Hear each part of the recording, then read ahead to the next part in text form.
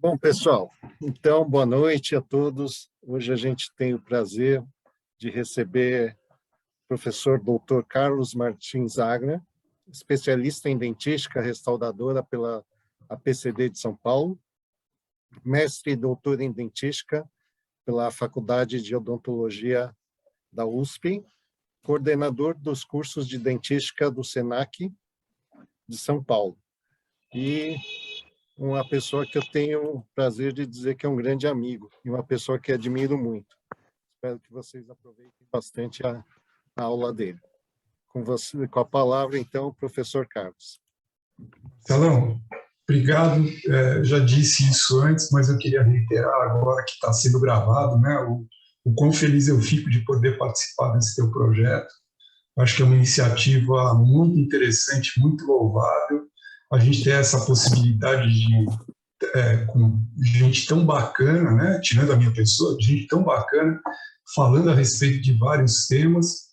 E acho que vou tentar contribuir de alguma forma para que aquilo que eu passar hoje seja de alguma forma proveitoso para todos que estão nos assistindo. Agradeço a todos que estão aí. Eu sei que não é fácil, né? É hora do jantar. Vocês estão aqui assistindo a essa palestra.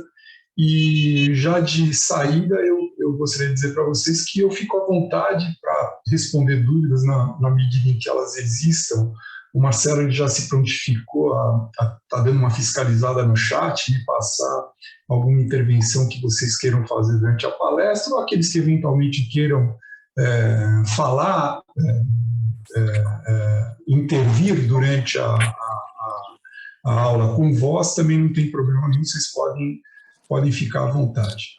E eu estava falando também para o Marcelo que, apesar desse título empolado, né, esse título assim luxuoso, né, de planejamento digital, tudo isso ele vem de um conceito que é um conceito muito simples e que às vezes a gente menospreza. E está muito fácil ter o domínio a respeito desse conceito, está muito fácil a gente aplicar esse conceito, seja com esse aspecto do digital, ou seja com o aspecto também do analógico. O digital é o que menos importa, né? O digital, ele na verdade é uma ferramenta.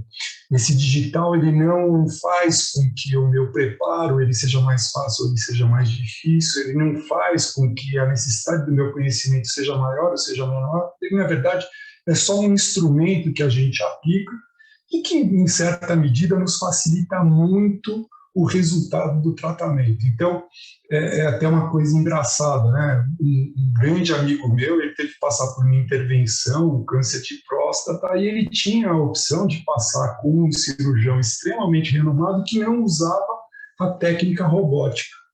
E é óbvio que, quando ofereceram para ele a alternativa da técnica robótica, ou seja, menor interferência da mão humana no processo, mais previsibilidade para o resultado, é óbvio que essa foi a opção dele e o resultado final do procedimento foi super exitoso, claro, pela competência da pessoa que operou a máquina, mas também porque essa pessoa soube usar de ferramentas, são ferramentas atuais, são ferramentas modernas, e que na nossa área da odontologia, elas estão presentes e são, a cada dia, mais fáceis de serem aplicadas. Tá? Isso independente de você ter um scanner no consultório ou não. Isso é uma coisa interessante, né? Porque é até uma coisa que eu me questiono sobre o investimento hoje no scanner, se é uma coisa se justifica ou não. Se você tem uma quantidade de pacientes muito grande, se você trabalha num lugar em que são vários profissionais que podem usufruir desse equipamento, eu acho que isso é um investimento que faz sentido. Mas, por outro lado, eu, por exemplo, não tenho scanner no consultório, mas não é por conta disso que eu não tenho acesso à possibilidade de fazer um escaneamento. Eu posso pedir para que, por exemplo, na rua do meu consultório existe um laboratório radiológico e eles alugam por hora. Vem uma pessoa, escaneia aquilo que eu preciso, ou eu mando o paciente, quando vai fazer a tomografia ou vai fazer a radiografia panorâmica, eu já solicito que seja feito escaneamento de boca. Ou seja, são várias as formas que nós temos de ter contato com essa parte tecnológica, mas, de novo, se eu não tenho essa possibilidade, se eu não tenho esse gosto, se eu não tenho essa afinidade, nada disso impede que eu não me beneficie daquilo que veio para ficar, que é justamente essa mudança de paradigma que nós estamos vivendo na odontologia, e que está muito ligado, óbvio, como em tudo, a esse avanço tecnológico.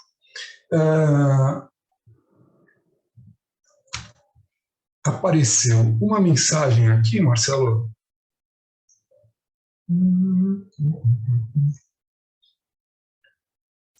Ok, está me avisando que você está gravando a apresentação.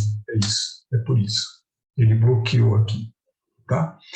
Então, a ideia, como eu disse para vocês, ela é muito singela. Na medida em que a gente emprega uma técnica de planejamento em que o objetivo é aliar aquilo que se deseja como função, aquilo que se deseja como estética, a algumas referências que estão presentes no rosto do paciente, na face do paciente.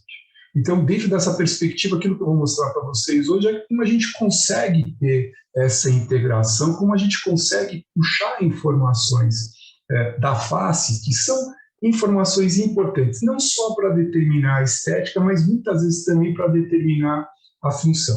Então, sem querer adiantar aquilo que eu vou conversar com vocês daqui a pouco, mas hoje a gente pega uma foto em perfil e a gente tenta relacionar essa foto em perfil com um articulador digital, ou seja, busca criar uma referência, que é uma referência individual, que está presente naquela imagem que foi obtida como paciente, e leva essa informação para o ambiente 3D e consegue, com isso, criar um articulador que está funcionando dentro do computador.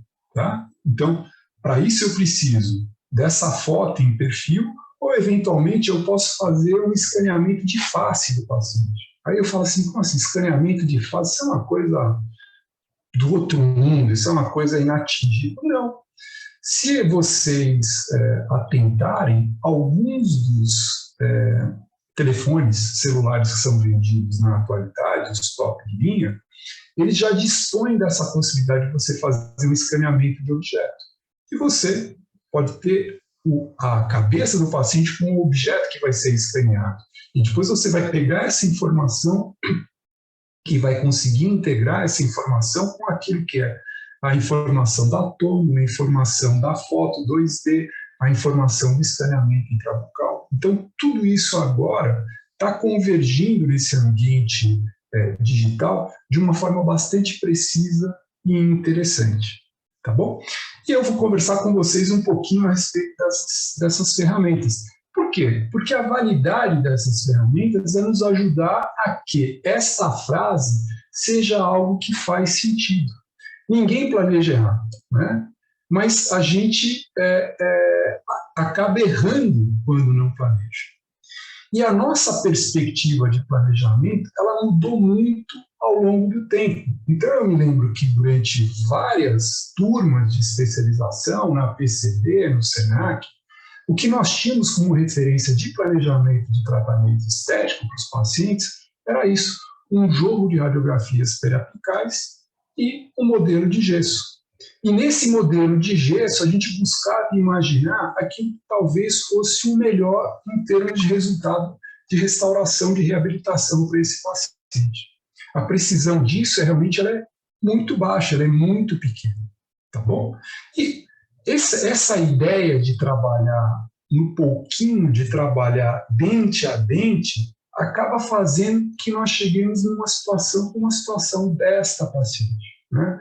Então, eu não sei se isso é a rotina de vocês no consultório, mas no meu consultório, a sensação que eu tenho é que o meu trabalho não é de dentista, meu trabalho é de bombeiro.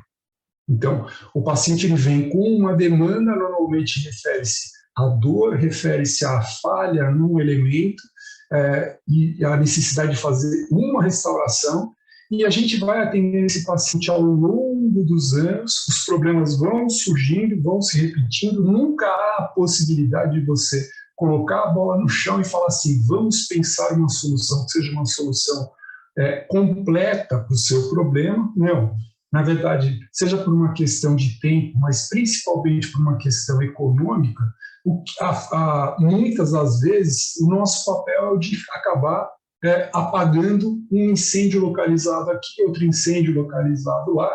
E não é por conta disso, de que você está apagando esses pequenos incêndios, que você se furta de fazer procedimentos que são relativamente sofisticados. Então, você tem nesse caso aqui, a paciente ela teve uma fratura do canino. Bom, o que eu vou fazer para essa paciente? Eu vou fazer uma PPR? Não. Eu estou abrindo mão aqui de uma técnica que não é uma técnica barata, né? Então, estão sendo colocados implantes, está sendo confeccionada uma prótese imediata sobre esses implantes, e o resultado que você tem de imediato para essa intervenção é até que um resultado interessante. E aí você tem um histórico dessa paciente que ela tem falhas de alguns implantes, a necessidade de substituir implantes que falharam, isso vai retardar com que você chegue na etapa de restauração, mas chega um determinado ponto do tempo em que você fala, vou terminar minha missão com essa pessoa. E dito e feito, você termina a missão e você tem essa perspectiva intraoral e são 250 defeitos que a gente pode achar neste trabalho. Tudo bem? Só que nesta perspectiva intraoral não chama a atenção aquilo que talvez seja o principal problema que eu causei para essa paciente. E o principal problema que eu causei para essa paciente, ele só aparece no momento em que eu tenho essa perspectiva, em que eu tenho essa perspectiva extraoral do meu trabalho, em que essa paciente sorri e eu consigo identificar um desequilíbrio grande entre o plano oclusal, o plano incisal que eu criei nessa reabilitação, com aquilo que deveria ser o plano horizontal, que é coerente, que é paralelo a essa linha bipupilar.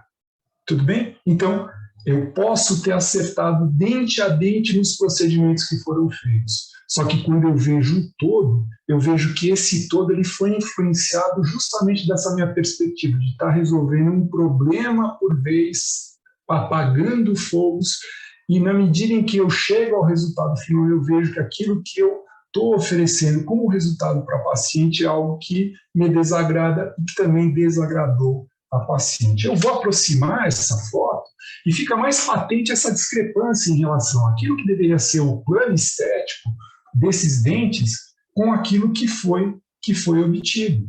Tudo bem? E paciência, eu estou insatisfeito, a paciente está insatisfeita, então o que nós vamos fazer? Nós vamos tentar resolver esse problema, só que resolver levando em consideração a informação que o rosto da paciente está me dando, ou seja, eu vou me preocupar com aquilo que é o plano horizontal e aquilo que é uma referência de linha média que está no centro do rosto do paciente. Tudo bem? Então, esses dentes eles foram repreparados, repreparado em dente, repreparado em cerâmica. Esses trabalhos foram novamente aplicados confeccionados em IMEX, não aplicados, confeccionados em IMEX. E agora a gente tem uma relativa redenção daquela situação inicial. Tudo bem?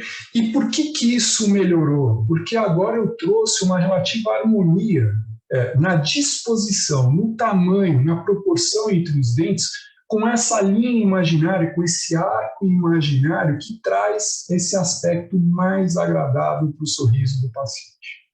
Então, de novo, eu olho, eu tenho uma perspectiva intraoral, normalmente eu me engano com relação àquilo que aparenta ser o plano horizontal. Então, esse aqui é um caso de uma menina que terminou o tratamento ortodôntico,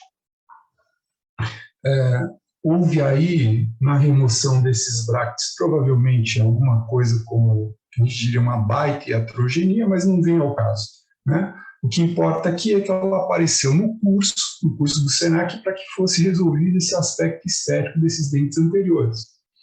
E a primeira coisa que você faz é fotografar essa paciente. E se eu só usasse essa referência, a foto intraoral, para definir alguma coisa, fatalmente eu julgaria que essa equidistância dos centrais, dos laterais e dos caninos me diria que o plano horizontal é esse que está traçado nessa linha branca.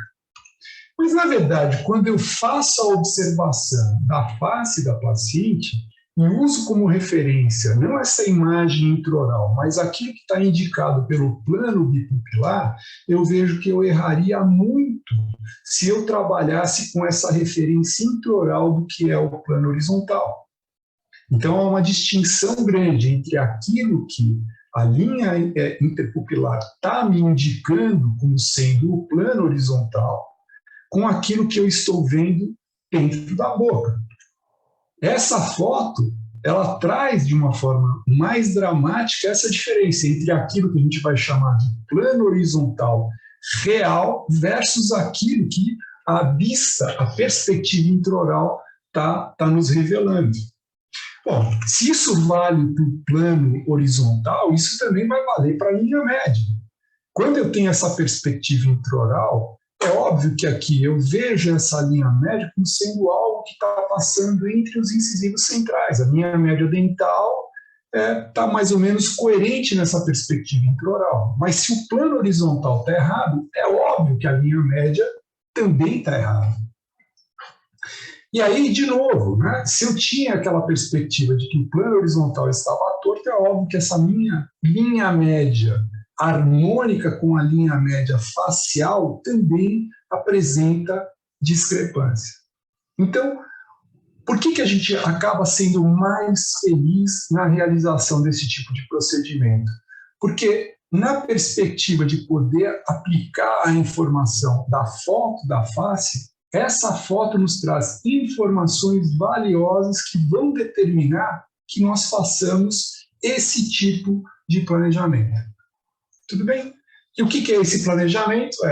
Eu puxo as referências da face e trago essas referências para dentro da boca.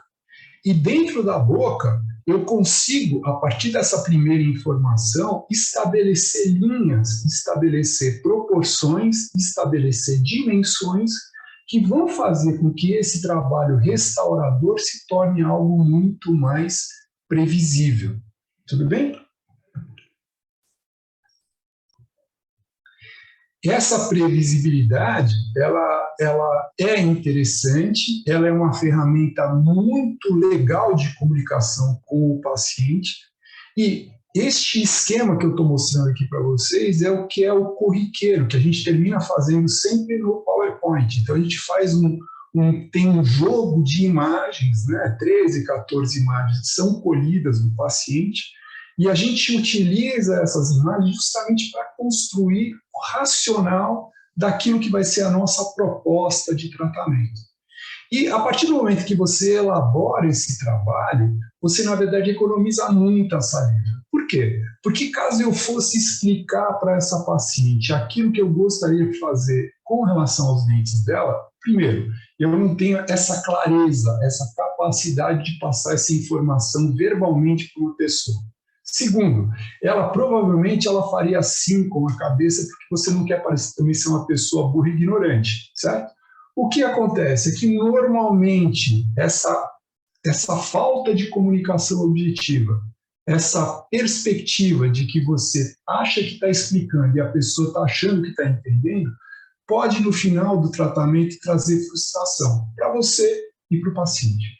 Então, este esquema de planejamento, isso que a gente acaba fazendo com relativa facilidade no PowerPoint, acaba funcionando como se fosse um contrato, né? Um contrato na perspectiva de que nós estamos objetivamente oferecendo para o paciente uma visão daquilo que é o nosso objetivo restaurador, e de outra parte, a partir do momento que também o paciente aceita aquilo, ele, na verdade, acaba assinando um contrato que dá lastro para que você siga em frente com o tratamento.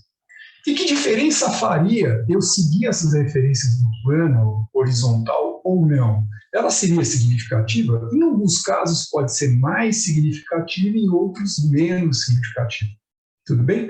Mas por que não querer acertar mais? Por que não querer ter confiança de que aquilo que você desenha, de que aquilo que você planeja, vai ser aquilo o melhor possível para um determinado caso e para um determinado paciente? Então, nesta perspectiva, eu vejo que fotografar, planejar, são passos fundamentais, não só para viabilizar a comunicação com o paciente, mas também para que você seja assertivo com relação àquilo que você está propondo como tratamento para o paciente. Tudo bem? Então, muito dente anterior, mas e eventualmente alguém até pode ter a perspectiva de que eu estou preocupado em pendurar dentes bonitos de canino a canino. Não, a perspectiva atual é que a gente começa se preocupando com a estética dos dentes anteriores e a partir dessa referência a gente começa a construir a função dos dentes anteriores para os posteriores. Então isso é uma coisa bacana quando você leva essa informação para um programa 3D e a partir dessa base, a partir desses guias que você criou no PowerPoint, você consegue copiar essas referências do PowerPoint para esse ambiente 3D e a partir dessas referências você constrói, então, o teu plano de oclusão, os teus contatos e por aí vai. Isso aqui é um caso relativamente recente, sei lá, 3 anos, 4 anos, né? E, na verdade, já pareceu uma coisa da época das pedras. Por quê? Porque aqui nessa época a gente ainda fazia essa regra de 3, buscando determinar tamanho de dente, relacionar tamanho de dente com aquilo que você tem em imagem no PowerPoint e gerando medidas com essa régua virtual. Essa informação, essas referências de aumento, de largura dos dentes eram levadas para o mundo real através de um enceramento, né? E esse enceramento ele era feito como na época da vovó, em que a gente tinha um modelo de gesso e a gente com um gotejador de cera fazia os acréscimos e trabalhava o aspecto que você deseja para os dentes do paciente. Apesar de, infelizmente, já ser uma coisa arcaica, talvez seja uma das coisas que dá mais satisfação fazer é justamente trabalhar com cera, né? E por que é arcaico? Porque hoje, com as possibilidades que você tem, com a necessidade que você tem de repente fazer não só uma cópia daquilo que é o enceramento, mas 2, 3, 4, recuperar essa informação em diferentes pontos do tempo e viabilizar que o protético interaja com essa informação. Então, quando você considera esta possibilidade, que é aquilo que o digital te dá, versus aquilo que é o analógico, que é o modelo de cera, que é o modelo de gesso com a cera aplicada, o digital ele é muito mais versátil, ele é muito mais tranquilo e é uma informação quase que você pode disponibilizar de forma perene, né? Então, fiz o trabalho no PowerPoint, gerando medidas, pensando no formato do dente, pensando no tamanho do dente, traduzo esta informação para o mundo físico fazendo o enceramento. E agora o que falta fazer é pegar esta informação que está no enceramento e passar isso para a boca da vítima, para a boca do paciente. E essa é a técnica chamada, que todos vocês conhecem, chamada de mocap, que a gente vai se valer de um guia de silicone. Esse guia de silicone ele é cortado de tal sorte que viabilize o extravasamento de excessos, e na medida em que eu preencho esse silicone com uma resina bisacrílica e levo esse conjunto silicone e resina bisacrílica aos dentes do paciente, eu viabilizo que a informação desenhada no PowerPoint apareça aonde é mais interessante, que é justamente na boca do nosso paciente. Essa técnica ela é muito bacana, ela em 90% dos casos ela se aplica de uma forma quase que perfeita. Nas situações em que você, ao invés de ter que fazer acréscimo, você precisa fazer um desgaste dos dentes do paciente, isso acaba sendo um contratempo, e era um contratempo muito maior na época da cera. Hoje, com o digital, a gente consegue deixar esses volumes maiores de dente e acaba não viabilizando o mocap. É dizer o seguinte: se eu tenho dentes que precisam ser aumentados, eu tenho espaço para resina bisacrílica. Se no meu planejamento eu preciso desgastar algum dos dentes do paciente para que depois eu faça a reconstrução, então essa técnica de mocap ela pode ficar um pouquinho comprometida e vai exigir da gente uma certa flexibilidade e imaginação para que a gente venha contornar essas deficiências. E isso vai, então, para a boca da paciente e agora sim, ela objetivamente tem uma perspectiva real daquilo que você está propondo. A partir do momento que a pessoa viu isso na própria boca, você a fotografou, você manda essas fotos para a pessoa, eventualmente ela pode até pegar o espelho. Eu não gosto muito que o paciente pegue o espelho no momento do mockup, porque nenhum mockup fica absolutamente perfeito. Então, às vezes incomoda o fato de que você teve um trabalhão para fazer o mockup, o paciente pega um espelho, olha aquela resina bisacrílica colocada sobre os dentes e começa a notar, nossa, mas vai ficar com essa bolinha aqui? Vai ficar com esse excesso? Vai ter esse contorno? Não vai ter esse contorno? Versus, eu faço o mockup, eu filmo, eu fotografo e eu arranco o mockup da boca do paciente. E aí o que o paciente vai ver? Ele vai sentar no computador comigo e eu vou passar as fotos para que ele veja o resultado nas fotos. Então é uma forma de você ter uma perspectiva diferente daquela que é dada pelo espelho, em que você deixa de ter os pequenos defeitos sendo aquilo que acabam concentrando a atenção do paciente nessa etapa de mockup. Então está aí o aspecto antes e depois, e a partir do momento que o paciente fala assim, legal, eu vou comprar a tua ideia, achei que ficou legal, vamos em frente, então só a partir desse momento é que você vai mexer na estrutura do dente.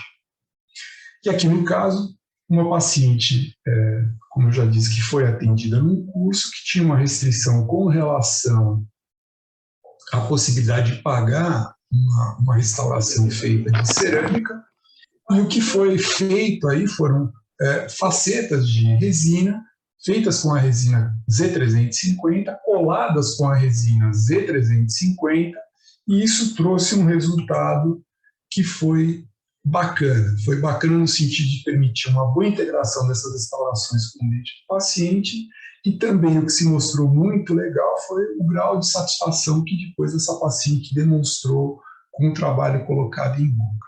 Então a gente sai de uma condição em que a queixa da paciente era de um aspecto muito infantil, um sorriso muito infantil, para algo que ela julgou ser mais interessante, e eu também achei que ficou uma situação melhor do que a inicial. E usando como referência aquilo que foi colocado no final, segue ipsis literis aquilo que foi proposto no primeiro momento, a partir do desenho realizado no PowerPoint.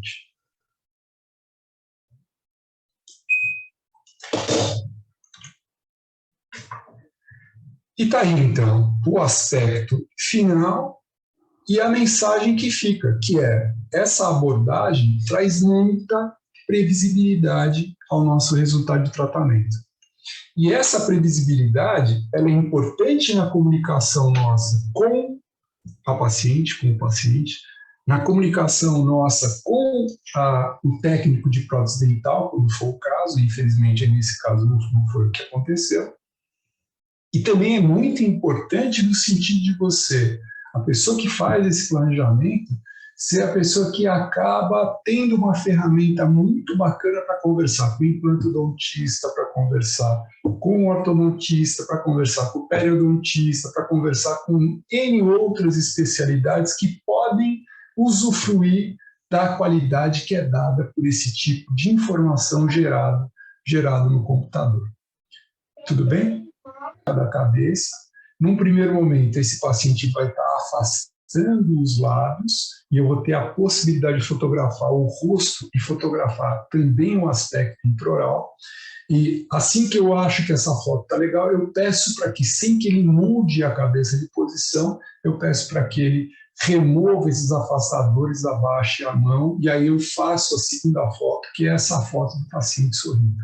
Então essas fotos são as primordiais com relação ao meu planejamento, mas não são as únicas que são primordiais. Talvez sejam as mais importantes e as que são mais valorizadas depois pelo paciente. Mas uma das fotos mais interessantes que nós fazemos é essa foto chamada de 12 horas. Nessa perspectiva de 12 horas, eu venho e fotografo esse paciente na posição de 12 horas, por trás, claro. Peço para que esse paciente sorria e faço com que a minha foto permita visualizar o quê? O cúpido labial. Então, a parte mais central do lábio superior. Esta foto, ela é interessante porque ela me dá uma perspectiva sobre a possibilidade ou não que eu tenho de aumentar o volume desses dentes anteriores. Caso eu não observe este quesito, eu me arrisco a criar dentes que eventualmente vão estar bonitos, mas só que no momento em que o paciente fecha a boca, esses dentes eles passam para o lado externo do lábio. Então, lado interno do lábio a gente convencionou chamar de porção úmida do lábio, e porção seca é justamente a que está externa a esta linha limítrofe. E esta linha limítrofe, quando eu uso um flash circular ou um flash twin, ela fica muito marcada, essa zona de transição entre que é a área úmida e a área seca do lábio. E a regra sempre é, eu nunca posso fazer com que minhas restaurações atravessem essa linha limítrofe. Eles têm que ficar aquém dessa linha limítrofe. Então, essa é uma regra essencial. E essa perspectiva da foto em 12 horas vai me trazer essa possibilidade de visualizar. A foto oclusal, e aí não precisa ser uma foto oclusal, eu posso, se eu tiver os modelos, ou se eu tiver o arquivo STL, né, o arquivo digital do escaneamento da boca do paciente, eu posso extrapolar essa informação usando o modelo, fotografando o modelo de gesso, ou então colocando aí o arquivo STL para observar. Mas o que é interessante? É que essa foto oclusal tem uma manha para você tirar essa foto, em que você busca criar o mínimo de distorção entre o lado direito e o lado esquerdo, ou seja, você tem que ficar com a lente o mais perpendicular ao plano oclusal do paciente.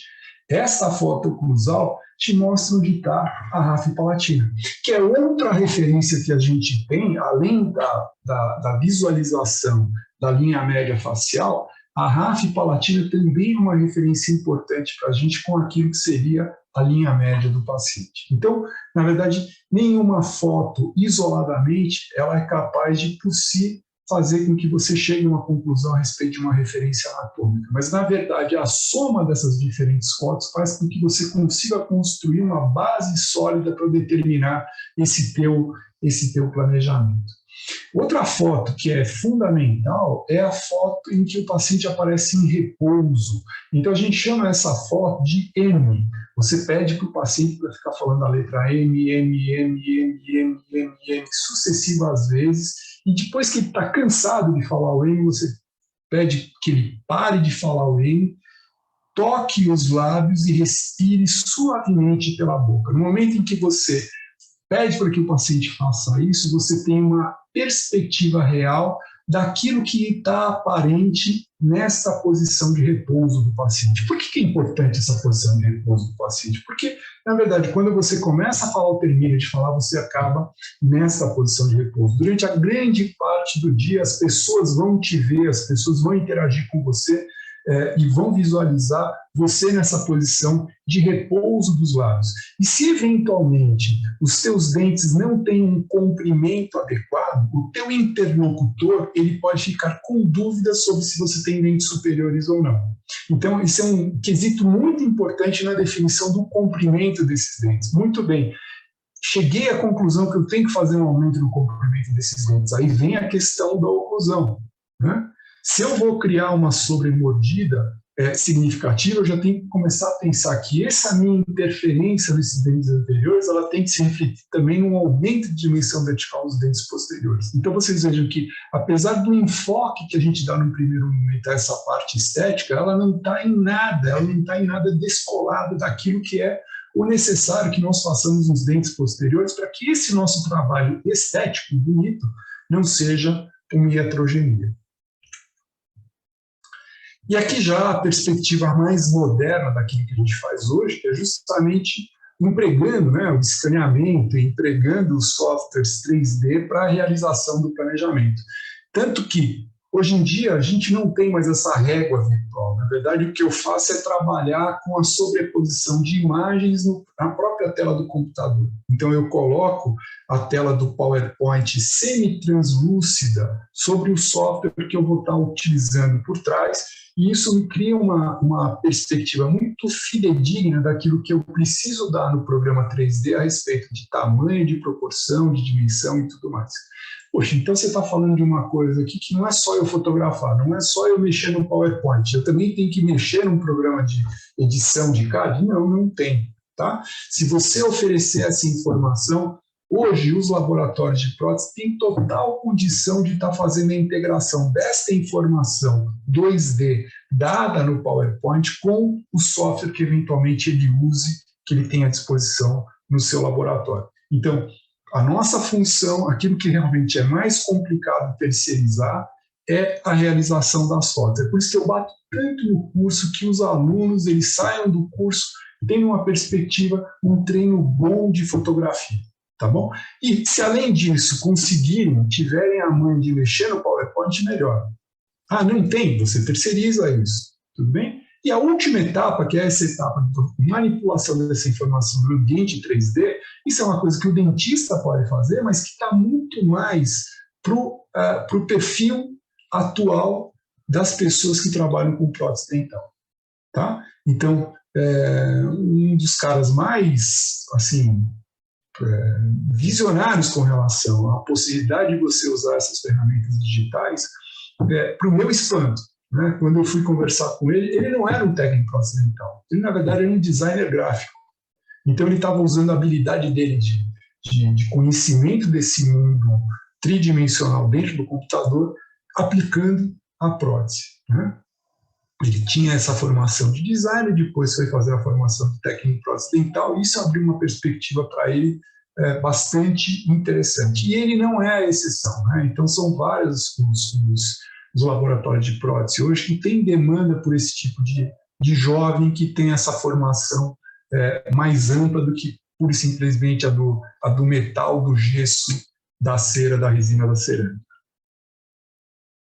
Então, essa informação escaneada a essa informação foi agregado aquilo que nós observamos no planejamento do PowerPoint, e isso fez com que nós pudéssemos fazer este enceramento. Esse enceramento aqui ele não é mais gesso e cera, é um modelo impresso, totalmente impresso em resina. Então, uma impressora 3D, essa impressora 3D nada mais é do que uma banheira onde você coloca essa resina que vem numa forma de líquido, e na base dessa banheira eu tenho uma tela de LCD, eu tenho um laser, são vários os tipos de fotoativação que existem, e na verdade você tem a criação desses modelos pela polimerização de pequenas camadas. Então, a cada 50 microns você tem a ativação da luz, a polimerização de uma camada que tem o desenho equivalente à seção do objeto que você quer imprimir.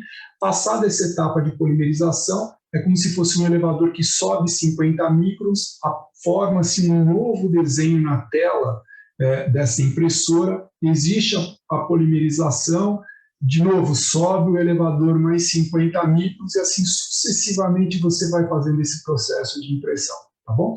A minha impressora não é uma impressora das mais sofisticadas e por conta disso, o tempo que eu tenho, por exemplo, para imprimir um modelo na vertical é de aproximadamente 5 horas e meia. Se eu fizesse impressão com esse modelo deitado, assentado na mesa de impressão, esse tempo ele passa para ser de 2 horas, né?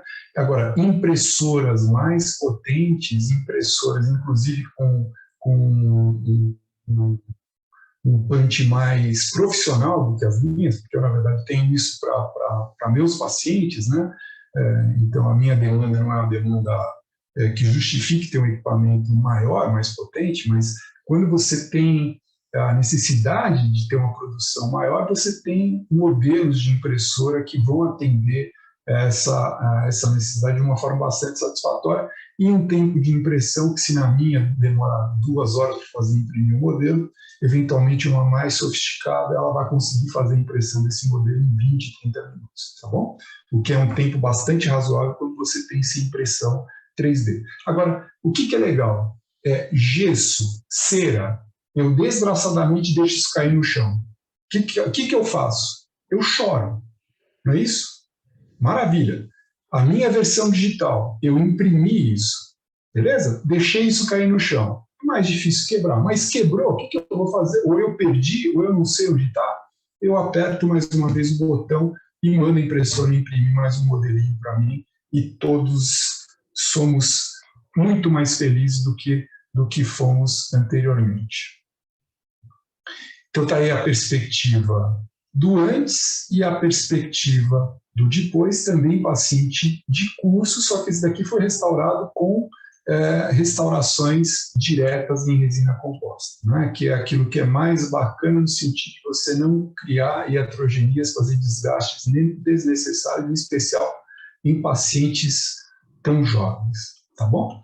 Então, como eu disse para vocês, a gente parte de um conjunto de imagens, que é o conjunto básico de informações que a gente colhe com o paciente, e se eu tenho um equipamento DSLR, melhor. Né? Se eu tenho um flash dedicado, melhor, um flash twin, um flash secular, melhor. Agora, se eu não tenho isso, eu me viro para o celular.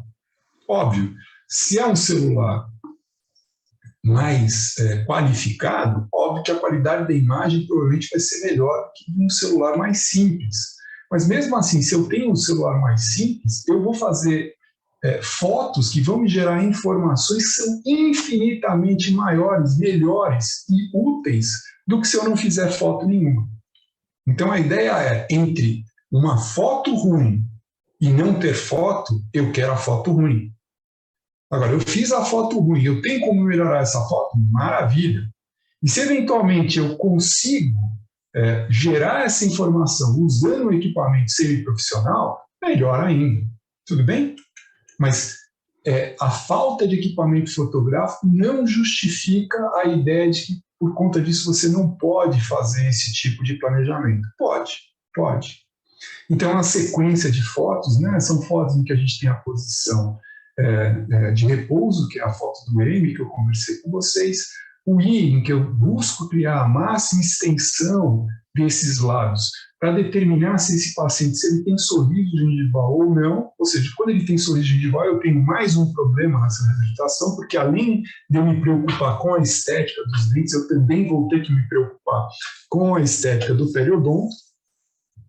Fotos laterais direita e esquerda, fotos com afastador, tanto na perspectiva frontal como direita e esquerda, e uma foto com fundo preto, a foto de 12 horas que eu conversei com vocês, a foto oclusal e a foto de trabalho, que é aquela foto em que a gente vai posicionar o paciente e fazer com que, num primeiro momento, nós façamos a foto com os afastadores, sem que ele mude a posição da cabeça, a gente vai tirar esses afastadores, ele vai sorrir, nós vamos fazer a segunda foto. E também o que é interessante para a gente é essa foto em perfil, tá bom? O software que a gente vai usar vai ser o PowerPoint.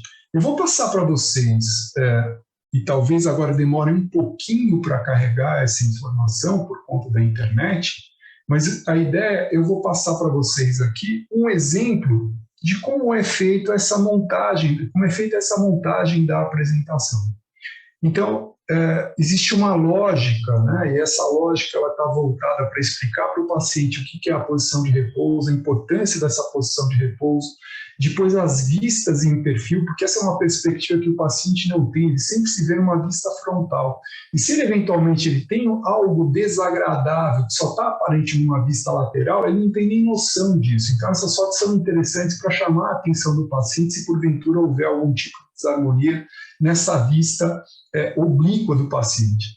E a gente vai traçar linhas em cima dessas fotos, em cima dessas referências, que vão ser muito úteis para que nós façamos a determinação de posição, comprimento desses dentes. E a necessidade ou não também, como foi o caso desse paciente, de você aliar essa reabilitação dos dentes com um remodelamento do tecido gengival. Então, é um esquema muito tranquilo, eu não sei se dá para vocês perceberem, mas o que eu tenho nessas apresentações? Basicamente, o meu trabalho é um trabalho de Ctrl+C, Ctrl+V. Eu estou sempre pegando uma apresentação que eu já fiz e eu puxo as linhas dessa outra apresentação para a nova apresentação. Eu puxo os dentes que eu já desenhei da apresentação antiga para essa nova apresentação. E assim a gente vai sucessivamente fazendo esse processo que aí no vídeo está 2 a 3 minutos e que hoje, já um pouquinho mais calejado, a gente consegue fazer, num caso mais simples, em 20, 25 minutos, sem grandes dificuldades. E está aí, então, a perspectiva daquilo que é mostrado como slide final para o paciente do que seria o sorriso atual com a nossa proposta de modificação desse sorriso. E muitos de vocês podem se questionar assim, falar, pô, mas está uma coisa meio artificial. Maravilha! Eu sempre prefiro deixar isso com um aspecto artificial. Por quê? Dentista que tem essa possibilidade de criar esse mundo perfeito, ele é muito bom no Photoshop, ele é muito bom no PowerPoint. Agora, a gente fazer isso na vida real é uma coisa um pouquinho mais complicada. Então, você dosar a perspectiva, essa perspectiva do paciente, eu acho que é uma coisa prudente e interessante. Assim como é interessante você ter essa possibilidade de elaborar uma proposta de tratamento e, ao mesmo tempo, criar alternativas. Então, por exemplo, quando eu penso nesse 22, eu de cara imagino que talvez o que fosse melhor para esse paciente fosse fazer um enxerto de conjuntivo. Tudo bem? Mas isso é uma coisa viável do ponto de vista financeiro, de tempo e outras coisas para o paciente? Eu não sei. Então, na mesma proposta, eu apresento para ele uma outra alternativa, em que ao invés de eu estar fazendo esse enxerto de conjuntivo, eu estou mantendo esse incisivo lateral com essa discrepância de altura em relação ao 12. Então, o 22 ele vai ter um comprimento de coroa muito maior do que o 12. Só que, quando eu terminar esse trabalho do paciente, caso seja essa a alternativa que ele queira, que ele não queira fazer um enxerto, ele não vai ter nenhuma surpresa com relação àquilo que vai ser o resultado final. Sim, eu vou ter essa discrepância na estética vermelha, mas isso foi conversado antes, e tudo que é conversado antes, que é tratado antes, termina bem. Tudo que acaba sendo uma surpresa desagradável no final do tratamento, acaba sendo uma frustração que pode trazer consequências ruins para a gente e para o paciente. Então tá aí, foram apresentadas as alternativas, o paciente declinou da realização desse enxerto. E aqui, olha, esse enceramento não fui eu que fiz. Esse enceramento ele foi feito no laboratório chamado Atitude Smile, que é um laboratório com o qual eu trabalho já há alguns anos. O Gabriel é um cara muito visionário, um cara muito, muito à frente do seu tempo, com as técnicas que eu ficava quebrando a cabeça, que, putz, se a gente fizesse isso, fizesse aquilo, que ela chegava para falar para ele e falava assim, mas isso já é como eu faço, né? E uma coisa que ele já fazia era justamente isso. Se vocês olharem essa foto, a imagem que existe aí é do arquivo STL, do escaneamento que foi feito da boca do paciente. Na cor dourada são os dentes que o Gabriel colocou, o enceramento. E essa imagem que vocês estão vendo de uma foto que está mais translúcida é justamente a forma da gente trazer aquela informação desenhada no PowerPoint para o ambiente virtual. Então eu consigo copiar aquilo que está colocado no PowerPoint dentro do software de CAD. Então eu não preciso passar para ele medidas, eu não preciso falar para ele a respeito de formas de dente, porque toda a cola daquilo que ele tem que fazer no enceramento está presente aí. E a partir do momento que ele posiciona esses dentes, ele parte para fazer a impressão. De novo, né? Isso parece uma coisa, hoje em dia eu diria para vocês que é uma coisa tosca, né? Porque a gente melhorou muito a questão da técnica de impressão desses modelos. Então, a fidelidade que se consegue usando a mesma resina, é uma curva de aprendizado com relação à impressão 3D. A gente consegue ter hoje uma qualidade de reprodução do enceramento muito mais interessante do que o que era feito aí há coisa de 2 anos atrás, que é a época em que deve ter sido feito esse caso. Esse paciente também foi atendido num curso de atualização lá no Senac. E o que você tem como resultado deste planejamento? Uma orientação a respeito de onde a periodontia tem que atuar. Então foi feito aí a gengivoplastia e em um desses dentes, não sei qual, houve a necessidade de fazer um aumento de coroa clínica. Esse aumento de coroa clínica foi feito com um cinzelzinho na manha dentro do sulco, sem abrir retalho. E depois disso, depois que essa gengiva estava sã, estava cicatrizada, foram confeccionadas foram feitos esses acréscimos com resina composta. E o resultado do tratamento ficou bastante legal. E, de novo, o que eu tenho nessa foto? Uma cópia daquilo que foi minha ideia inicial de tratamento. E, de novo, o que há de discrepância aí? Essa diferença de comprimento entre o 12 e o 22. Surpresa zero para o paciente. Surpresa zero para a gente também. Ou seja, essa discrepância ela já estava contratada naquilo que a gente determinou como objetivo do tratamento. Bom, se eu posso usar uma máquina fotográfica semi-profissional, maravilha. Agora, se eu só tenho o celular, eu vou dar meus pulos, tá bom? E, de novo, um caso aqui fotografado por um aluno, uma coisa de 15 dias atrás, nessa última turma de atualização, numa situação precária. E por que precária? Porque, apesar de eu ter lá no Senac, eu guardo no meu armário, eu guardo alguns iluminadores que ajudam muito a fotografia com o celular. Então, eu não uso flash do celular, porque isso acaba tornando a foto algo muito artificial.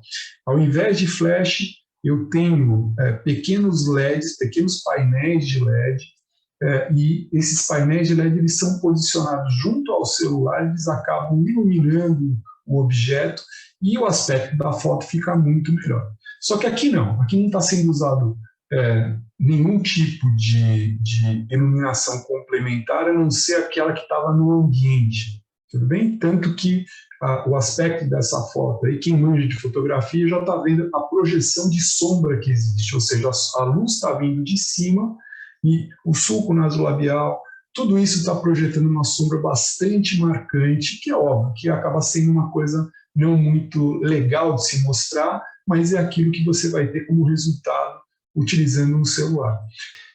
E aqui estão as fotos que foram executadas, de novo, né? O que a gente está vendo aí? Lábio projetando sombra, mas eu aqui continuo vendo o que é a perspectiva de um sorriso máximo do paciente, o que é a posição de repouso, o que é a perspectiva destes dentes colocados numa foto intraoral, tudo bem? Com o paciente ocluindo e com o paciente tendo um cartão preto colocado atrás dos dentes anteriores. Então, tudo isso, toda essa informação, eu estou colhendo com o celular.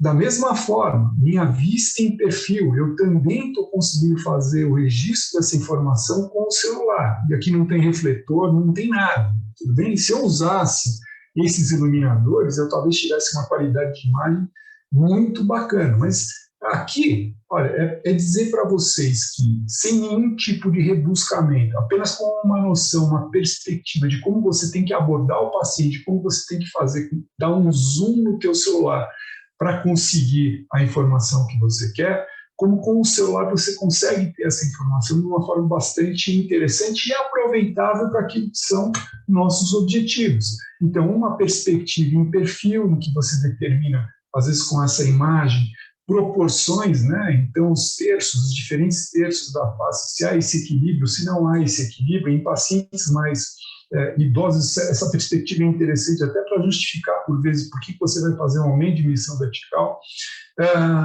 Outra coisa que é interessante aqui, esta vista em perfil, ela nos permite traçar referências com relação ao que é Camper, o que é Frankfurt e o que é a posição natural da cabeça. Então, eu sempre gosto de tentar fotografar esse paciente, tendo ele na vista frontal e na vista lateral, a posição natural da cabeça como referência, e normalmente essa posição natural da cabeça ela ocorre na bissetriz entre aquilo que seria Frankfurt e Camper. Então eu colho essa informação, se eu for montar esse paciente no articulador virtual, ela vai ser muito interessante para mim. A foto de 12 horas também é outra foto essencial, porque essa zona que está brilhando, né, que é a divisória entre a parte úmida e a parte seca do lábio, ela não pode de forma alguma ser atravessada, porque senão a gente vai caracterizar esse paciente aqui, se ela fosse a Mônica do Cebolinha, tudo bem? A foto com o celular, ela te traz um pouquinho de distorção, isso é o grande macete quando você trabalha com o celular, só que esse macete ele varia de tipo de celular, então a gente pega os celulares e tenta determinar qual que é o grau de zoom que traz menor distorção, mas se vocês olharem essa foto que está localizada no canto superior direito, vocês vão ver que ela tem um aspecto de barril, ela tem um aspecto, uma deformação em que a perspectiva dos incisivos centrais eles são muito maiores do que a largura que existe dos outros dentes. Mas tudo isso a gente consegue ir trabalhando e consegue colher informação que, de novo, eu tenho essa informação, ela está ruim, mas ela é muito melhor do que eu não tenho informação nenhuma. Ela é muito mais interessante do que eu não tenho informação nenhuma. E nessa foto eu consigo visualizar, por exemplo, se há equilíbrio ou não entre os corredores bucais, o lado direito e o lado esquerdo. Foto oclusal, de novo, sutura palatina, uma referência que eu posso usar para determinar, para começar a formar meu juízo a respeito da coincidência entre linha média anatômica, linha média facial e a linha média dental. E traço linhas e traço arcos, e com isso, essas informações elas vão me ajudando para ver se eu tenho equilíbrio na posição, nessa vista oclusal, na posição dos caninos, como aí há uma projeção, uma vestibularização do 22 também, isso fica mais patente quando eu observo essa foto oclusal. E as duas fotos de trabalho, com afastador e sem afastador. De novo, qual é a luz que eu tenho iluminando essa paciente nessa foto? Pura e simplesmente a luz presente no ambiente. E o celular ele se vira, o celular ele automaticamente puxa o ISO e ele consegue fazer com que a qualidade da foto, que não é perfeita, não é sensacional, mas ela é muito razoável para você realizar o planejamento. Junto à informação da face do paciente, né? Tanto a vista frontal quanto a vista lateral, e eu consigo dizer se essa paciente, se ela é dolíquido, se ela é normocéfalo, se ela é braquicéfalo. E em função dessa característica, eu vou selecionar dentes mais triangulares, dentes mais retangulares, dentes mais quadrados, dentes ovoides, né? Então, esse gabarito que eu estou mostrando para vocês aí no canto direito é aquele que me segue há anos, né? É o mesmo que eu uso há muito tempo. Tudo bem? Eu parto dessas formas básicas, levo isso para a boca do paciente, né? Determino aquilo que é mais harmônico em função do formato do rosto, e aí eu transporto essa informação, Ctrl+C, Ctrl+V, coloco sobre a foto e a gente vai construindo os dentes. Vejo aqui referência facial do que é a linha média, arco do sorriso, então um arco harmônico com aquilo que eu desejo para o contorno desses dentes. Esta linha verde, ela determina onde é a minha pretensão de parar o borde incisal dos dentes que eu vou restaurar, tudo bem? E aí vem de novo a observação daquela foto de repouso. Se a paciente não tem exposição dos dentes em repouso, eu vou fazer um aumento no comprimento desses dentes. Então, teoricamente, eu vou posicionar essa linha verde mais para baixo, criando esse espaço. Ah, mas quanto de espaço você precisa criar? A gente mede. Então, numa posição de repouso, o paciente não apresenta os dentes superiores, não mostra os dentes superiores, a gente coloca uma sonda periodontal por trás do lábio, tocando os incisivos centrais, e faz a medição de quantos milímetros seriam necessários para que nós pudéssemos ter a exposição desse dente. E a gente leva essa informação para o PowerPoint e define isso como sendo o comprimento adequado para aquela reabilitação. Linha média que está discrepante em relação à linha média facial. Vale a pena eu mexer todos esses dentes por conta desse desvio? Não. Se esse meu desvio, linha média dental com linha média facial, é algo em torno até 2 a 3 milímetros, é um negócio que está passando batido para todo mundo, tudo bem? E, na medida em que eu quero mudar essas posições, que eu quero alterar essas relações de proporções proximais, eu acabo às vezes entrando numa fria porque eu vou acabar desgastando muito o dente. Eu não quero isso, eu quero a alternativa que seja a mais conservadora possível. Então aqui no caso que está mostrando essa seta vermelha, ao invés de eu mudar os dentes, eu mudo o meu planejamento, adequo o meu planejamento e faço com que esse planejamento ele coincida com a linha média que já é a linha média dental do paciente. E olha como é legal, como é bacana, né? Então, eu tenho um modelo de gesso. O modelo de gesso me dá essa informação. O modelo de gesso me diz que, olha, seria realmente absurdo eu pensar em desgastar esses laterais e esses caninos. Por quê? Porque são dentes aí pouco restaurados, são dentes íntegros. Do mesmo jeito, o dente que está mais avacalhado na história é o 11. O 12, né, apesar de que está todo mundo tentado hoje em dia fazer faceta, fazer lâmina, fazer lente de contato e tudo mais, a gente tem que pensar na perspectiva de que nosso trabalho é um trabalho que tem duração finita. E quanto mais conservador puder ser a alternativa que a gente oferece para o paciente, em termos de restauração, melhor é. Então, observando essa foto, agregando aquilo que a gente está vendo no rosto, a decisão foi por mexer apenas nos incisivos centrais. E a gente faz um bem bolado aí, fazendo um enfeite, né, pintando, né, de novo, com um aspecto um pouco artificial, né, porque dentista de PowerPoint é muito fácil. Né? Dentista na vida real é mais complicado. E, de novo, quando eu estou mostrando isso para o paciente, eu, na verdade, estou dando para ele um contrato que ele vai assinar ou não. E se ele assina, a gente se compromete com esse resultado. Com base nas informações que a gente colheu, o que foi traçado como tratamento para essa paciente de uma forma muito assertiva foi clareamento interno do 11, faceta direta de resina no 11 e a restauração, a classe 4 no 21. Tudo bem? E todas as expectativas que a paciente tinha com relação a fazer lentes de contato de pré-molar a pré-molar, a gente pode contra-argumentar essa expectativa do paciente tendo essa informação à disposição. Então, falei muito de dentística, né? Óbvio, né? É a minha área, mas a gente acaba se valendo dessas informações na interação com outros profissionais, com outros especialistas, e eu vou tentar exemplificar para vocês como a gente aplica isso na prática. E a primeira coisa que a gente faz em curso, né, é difícil você ter um curso de especialização alguém que não seja periodontista. Essa é uma felicidade que eu tenho, que eu não me recordo de uma turma de especialização em que ao menos um aluno, né, e normalmente você pode ter 2 ou 3 alunos, também já eram especialistas em periodontia.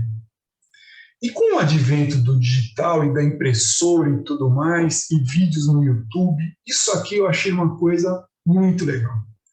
Uma coisa que é feita no software 3D, no software que é chamado de Mesh Mixer, tudo bem? E é onde eu basicamente faço os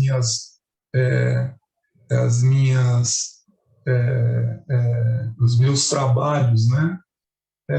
Nesse software no Mesh Mixer.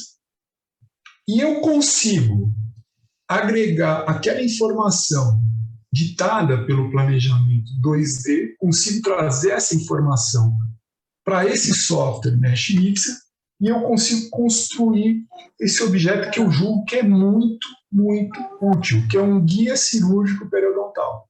Então, vocês estão vendo um arco em azul e uma janela em amarelo. A janela não vai existir no objeto final e o arco em azul ele tem a gosto do periodontista, tá? Mas, neste caso, ele tem exatos 3 milímetros. Então, o que esse arco em azul está representando? Caso exista a necessidade de fazer um aumento de coroa clínica, né? Caso haja a necessidade de rebater esse tecido gengival com a exposição do osso, existe aí uma forma muito objetiva e muito simples do cirurgião saber aonde ele tem que posicionar esse tecido ósseo. Tudo bem? Isso está sendo dado por esse guia. Esse guia ele vira um objeto tridimensional, então você tem várias ferramentas de extrusão, offset,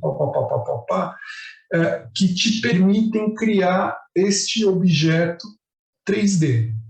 E esse objeto 3D, A gente consegue criar essas janelas, inclusive para verificar a adequação da adaptação do guia aos dentes do paciente. Esse objeto 3D, ele depois é levado à boca e ele pode funcionar, então, como o elemento que vai orientar a atuação do periodontista. Tudo bem? É muito bacana, é muito legal. Bom, no campo dos implantes, eu vou me atrever a conversar com vocês a respeito disso, mas, óbvio, uma aplicação que você tem, que eu acho que é muito legal, é você fazer aquele processo reverso, né? Então, eu sempre pego esses pacientes na documentação da tomografia panorâmica, eu já peço já o escaneamento de boca, um registro de oclusão, o melhor que for possível ser feito, né, numa situação dessa deterioração que está demandando dessa paciente a extração de vários dentes e a instalação de um protocolo, mas mesmo assim a gente pede esses arquivos STL, esse escaneamento de boca, e trabalha aonde? No PowerPoint, desenhando o dente, criando os planos. E aí está a sequência, né? Então eu fotografo, eu faço o planejamento 2D, utilizando essas fotos, eu parto para fazer o enceramento. Esse enceramento, eu crio uma relação desse enceramento dos arquivos STL com a própria tomografia do paciente, que isso é óbvio, né? Que todo esse software de planejamento já executam isso de uma forma quase que automática. E aí eu ofereço essa informação à pessoa que vai construir o guia cirúrgico. Então, quem está fazendo o guia cirúrgico, no caso o Davi, da Ubuntu Planning, lá em Manaus, ele vai pegar esse arquivo encerado digitalmente, ele vai unir isso, ou vai encaixar isso no STL, e por sua vez vai encaixar essa informação no DICOM, na tomografia, e aqui no caso, esse caso foi feito com o Blue Sky Plan, possibilitou gerar o guia cirúrgico. Tudo bem? Então, o STL sem o enceramento e embaixo o STL do enceramento. E aqui, como o Davi, ele fez a sobreposição daquilo que eu projetei como posição e formato dos dentes para o protocolo final com o posicionamento dos implantes.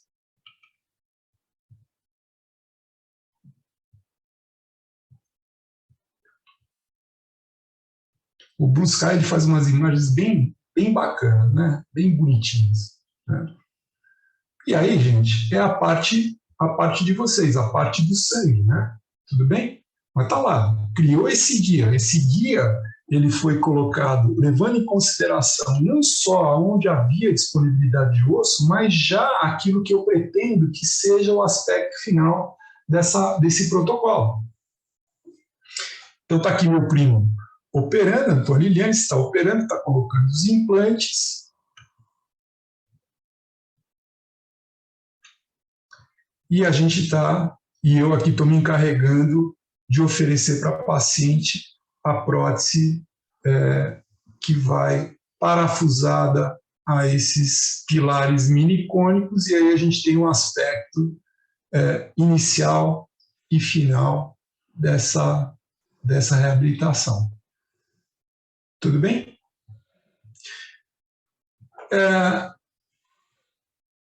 Óbvio, né? Você fica dando brinquedo para a criança quer ficar brincando e inventando coisa. E uma coisa que eu achei legal nesse caso foi, antes da gente fazer a instalação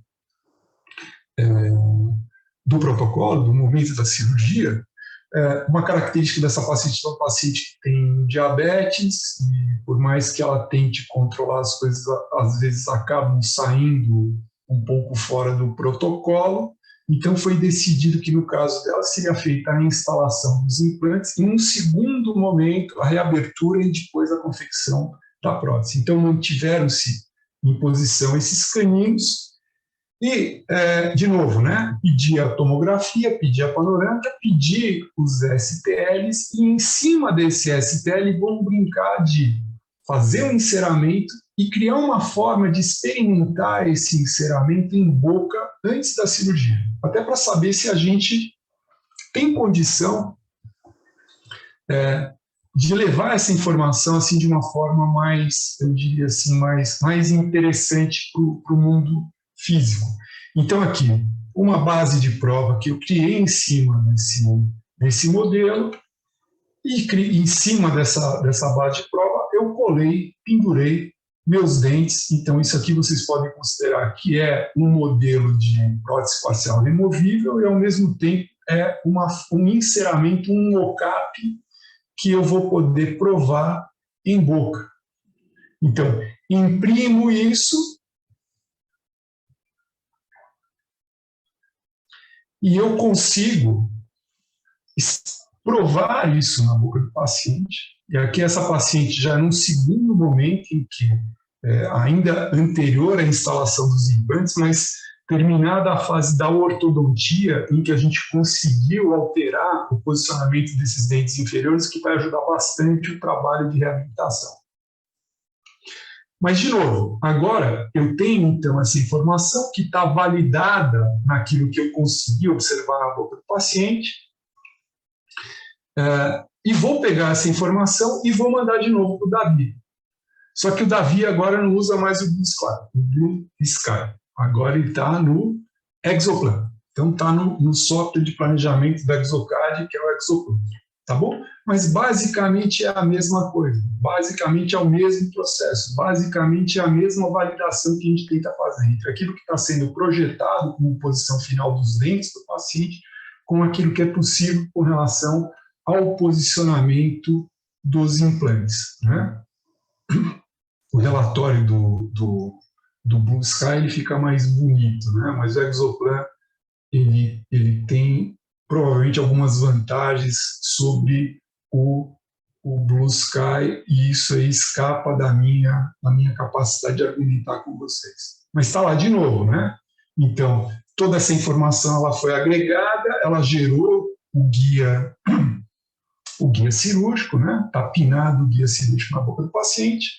E aí, como vai ser feita a instalação dessa prótese num segundo momento, então os implantes aí já com os acessos cirúrgicos bastante conservadores, não tem ponto, não tem nada, a paciente passa super bem depois da cirurgia, é uma coisa muito bacana, e ela vai voltar daqui a 4 meses, depois da radiografia, para ver se houve ou não osteointegração, e a gente vai se encarregar, então, de fazer o protocolo sobre esses implantes, a extração dos 4 dentes que sobraram e a instalação do protocolo. Então, vocês vejam que nada demais, a única diferença que existe aí é a preocupação de você já tentar antever o resultado que você quer no final e como você consegue fazer com que essa informação que você planeja chegue às mãos da pessoa que vai fazer o desenho desses guias cirúrgicos e todo mundo trabalhe em harmonia e todo mundo trabalhe sem muito blá blá blá, todo mundo está vendo aquilo que se deseja como resultado final.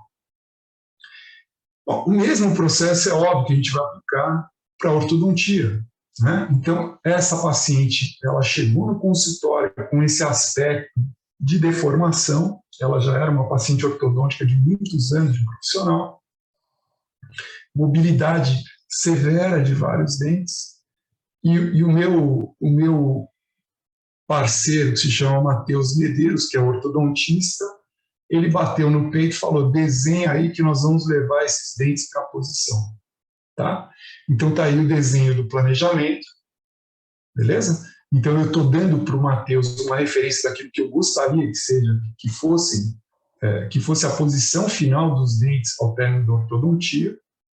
E aí ele fez uma tal de ponte de Saigon, puxou dente, intruiu, e eu sei que esse processo ele tardou aproximadamente 2 anos, e durante esses 2 anos o que a gente viu foi uma melhora significativa no sorriso, né? E uma volta, eu diria para vocês que uma volta à normalidade do aspecto deformado que essa paciente tinha quando a gente começou o tratamento, tá bom? Então, o Matheus tirou o aparelho, agora volto eu a desenhar aquilo que eu quero, volto eu a buscar as referências que eu quero. E olha que é interessante, né? se vocês olharem esse esquema, por que o 21 ele está tão mais curto do que o 11? Porque, na verdade, eu estou ocultando uma informação de vocês que ela é muito importante. O 21 tem uma reabsorção muito grande, uma reabsorção radicular muito grande. E se eu eventualmente pensasse aqui em fazer a harmonização da estética vermelha com a estética branca, ou seja, fazer um aumento de coroa clínica, eu provavelmente estaria condenando esse dente a que ele venha a ser perdido antes do tempo. Ele vai ser perdido, né? Então, isso, infelizmente, fruto dessa movimentação descontrolada que houve antes desses dentes, foram dentes que sofreram com reabsorção, com mobilidade, e é óbvio que ficaria legal, né, e uma coisa muito tranquila de se fazer, um aumento de coroa clínica apenas nesse dente para criar essa harmonia de comprimento entre os dentes, mas não é o que vai ser feito. E a paciente já sabe disso na saída. Então, você já acorda isso com a paciente na saída e justifica isso na saída. E está aí o planejamento 2D, o antes e depois. E vamos agora para o Mesh Mixer. É no Mesh Mixer que eu vou, então, fazer a integração dessa informação, que é a informação 2D, aquela que está colocada no PowerPoint, com o software de CAD que está rolando por trás, que está funcionando por trás, que no caso é o Mesh Mixer. E também uma coisa legal, que isso é feito com diferentes técnicas, né? E mais do que ser uma coisa impossível de ser feita, é só uma coisa que exige uma curva de aprendizado um pouquinho longa, mas você tem vários softwares que você acha na internet que te possibilitam criar isso que é chamado de escaneamento facial. Na medida em que esse escaneamento facial se torna algo mais sofisticado, mais rebuscado, ele fatalmente vai substituir tudo aquilo que a gente conversou até agora. Eu não vou mais ter que fotografar ninguém. Eu vou pura e simplesmente escanear a face, escanear a cabeça do paciente e vou ter essa informação de uma forma muito conveniente para a realização do meu planejamento. Nesse caso, o que foi feito? Foram feitas 2 sequências de filmagem com o celular. Essas filmagens, dentro desse software chamado 3D Zephyr, o software ele decompõe esse vídeo em várias fotos e depois você, com um trabalho que é um trabalho relativamente simples, você consegue agregar essas diferentes fotos com diferentes posições de cabeça e você consegue criar, então, este modelo da cabeça do paciente. Tudo bem? Então, isso é um escaneamento facial. É assim que eu faço? Não. Eu tenho um celular mais metido. E nesse celular mais metido, eu consigo fazer direto o escaneamento de face. Tudo bem? O escaneamento do celular sempre dá certo? Não. O escaneamento com esse sistema de filmagem sempre dá certo? Não. E eu custo a entender porque às vezes eu tenho sucesso e às vezes eu não tenho sucesso. Mas sempre que eu consigo ter essa informação, eu acho útil colher. Por quê? Porque junto com essa informação eu consigo integrar outra informação que eu já tenho, que é o escaneamento dentro de boca. Esse escaneamento dentro de boca, eu consigo posicioná-lo nessa perspectiva do que é a cabeça da paciente, e eu busco na cabeça da paciente aquilo que seria a referência do eixo terminal de rotação da mandíbula. Ou seja, eu estou usando essa informação de escaneamento facial para criar um articulador virtual, um articulador dentro do computador. E essa informação vai me permitir aumentar a dimensão vertical. Para quê? Para que eu consiga agregar todo o volume, para que eu consiga fazer o acerto dos planos de oclusão e que eu consiga reabilitar essa paciente. Tudo bem? Então, em todos os softwares 3D, seja no Dental System, seja no Exocad, seja no Mesh Mixer, eu tenho essa possibilidade de integração. Eu tenho essa possibilidade de pegar a informação dada pelo escaneamento, a informação dada pelos arquivos, pelo arquivo DICOM, né? mais escaneamento facial, e eu consigo montar este Frankenstein. E tudo isso acaba, num determinado momento do tempo, me servindo para a execução deste planejamento. Aí está a perspectiva do que foi o mockup, e a partir desse mockup, aí sim, a gente senta para conversar com a paciente a respeito daquilo que vai ser executado. Esta paciente, de novo, uma exceção no meu consultório, mas ela não tinha dinheiro para fazer uma reabilitação do jeito que precisava. Então, o que eu posso oferecer para essa paciente como alternativa? Eu posso oferecer uma reabilitação feita com restaurações de resina. Restaurações diretas e restaurações indiretas. E eu me valho do meu trabalho de enceramento para criar guias. Então, eu posso fazer uma guia transparente com silicone transparente, ou, eventualmente, eu posso imprimir a guia com uma resina, que é uma resina semiflexível. Eu consigo imprimir também numa impressora 3D essa resina semiflexível. E faço uma técnica que provavelmente vocês já ouviram falar, ou provavelmente já executaram. Faço a injeção de uma resina bulk fill nessa matriz, e com isso eu consigo obter essa restauração. Ou seja, eu estou tendo aqui um custo menor de procedimento por não ter mandado esse trabalho para o laboratório de prótese. Agora, se vocês me perguntarem o que é mais barato para a gente que está lá no consultório, isso ou o laboratório? O laboratório. Mas é uma forma, de repente, você conseguir ajudar, conseguir fazer uma reabilitação no paciente que tem esse histórico de tanto sofrimento. Restaurações de resina feitas, aí vão partir para fazer o condicionamento do dente e a colagem dessas peças em posição. E isso foi feito nos diferentes quadrantes, enquanto que nos dentes anteriores, né, olha lá, aquilo que a gente não ouve mais falar, né? Classe 3, classe 4, todo mundo quer fazer lente, mas não quer fazer no próprio dente. Isso é legal. No dente dos outros a gente faz, no próprio dente é mais complicado fazer. Mas aqui foi feita a guia de silicone em cima daquilo que foi o planejamento e o enceramento, e está aí o aspecto, então, final do sorriso da paciente depois de praticamente 3 anos de tratamento.